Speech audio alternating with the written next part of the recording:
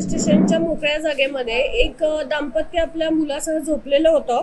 अजय सुरेश तेलंग, त्यांची मिसेस आणि त्यांचा मुलगा हे असे झोपलेले होते. ते त्यांच्या एका नातेवाईकाला भेटायला आलेले होते. ती भेट झाली नव्हती. दुसऱ्या दिवशी भेटायचं म्हणून ते तिथे झोपलेले होते. रात्री 2च्या सुमारास त्यांच्या बाळाचं अपहरण करण्यात आलेलं होतं आणि त्याबाबत त्यांनी 4 वाजेच्या दरम्यान पोलीस स्टेशनला ही माहिती दिली. त्यानुसार 363-34 नुसार गुन्हा दाखल झालेला होता. त्याच्यामध्ये आता कलमवाढ झालेली आहे, कारण त्या बाळाला नेऊन त्याची विक्री करण्यात आलेली होती. त्यामुळे 370 कलम ही त्याला लावण्यात आलेला आहे.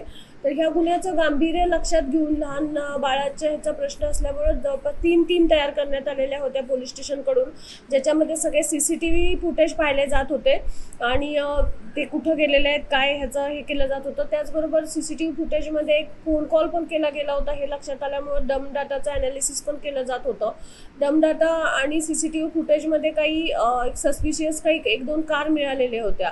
त्याच्यावरून त्या दोन्हीचं एकत्र कोऑर्डिनेशन करून टीमने फार फास्ट काम केलेलं आहे याच्यामध्ये आणि एका गाडीचा ट्रेस झाला आणि त्याच्यावरून विजापूरपर्यंत आमच्या टीमला हा ट्रेस लागला. 28ला आम्ही इमिजिएटली टीम विजापूरला रवाना केली होती. तर तिथं एक आरोपीचं आम्हाला हे लागलेलं होतं, त्याच्यामध्ये ट्रेस लागलेला होता. त्याचं नाव आहे चंद्रशेखर मल्लप्पा नडगंडी, वय 24. तो ड्रायव्हरचा धंदा करतो, जंबगी विजापूर. त्याला जाऊन त्याच्या घरातून ताब्यात घेतल्यानंतर त्याच्याकडून असं कळलं की ते बाळ त्यांनी चोरलेलं होतं आणि ते त्यांनी सोलापूरचं एक जण आहेत, सुभाष सत्तप्पा कांबळे, 55 वर्ष, आणि ते लावंगी सोलापूर इथले राहणारे होते. त्यांना 3 लाखाला ह्या बाळाची त्यांनी विक्री केलेली होती आणि ते पण विजापूरमध्येच हे सगळं केलेलं होतं. त्यामुळे तर ते पिन अजून ते कांबळे अजून विजापूरमध्येच होता. तर त्यामुळे ते हॉटेल सर्चेस करून कांबळेलाही ताब्यात घेण्यात आलं.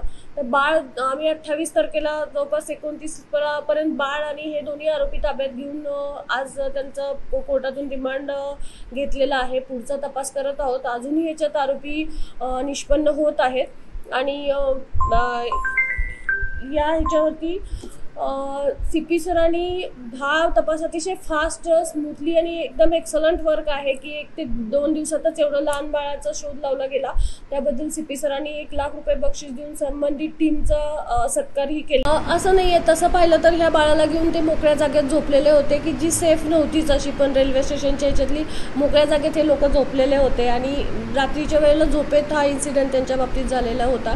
त्यामुळं ती काळजी घेणं पॅरेंट्सनी पण गरजेचं आहे, आई वडिलांनी पण, की असं उघड्यावरती बाळाला घेऊन झोपणं ही योग्य नाही आहे. ही काळजी तर 100% घेतलीच पाहिजे. असं काही नाही की बाकीच्या ठिकाणी या सगळ्या गोष्टी होत आहेत असे. आणि पार्श्वभूमी आम्ही चेक करत आहोत, कारण हे सगळे अदर स्टेटमधले आहेत आणि दुसरं म्हणजे जवळपास 50 पेक्षा जास्त CCTV फुटेज आम्ही चेक केलेले असतील याच्यामध्ये, कारण आजूबाजूचा सगळा परिसर त्याच्यासाठी पाहणं गरजेचं होतं की त्या बाळाला घेऊन कोण गेलं. एक व्यक्ती जाताना घेऊन दिसत होती, परंतु लक्षात आलं होतं की हे काम एका व्यक्तीचं असू शकत नाही, ह्याच्यामध्ये अजून 2-3 व्यक्ती सामील असू शकतात.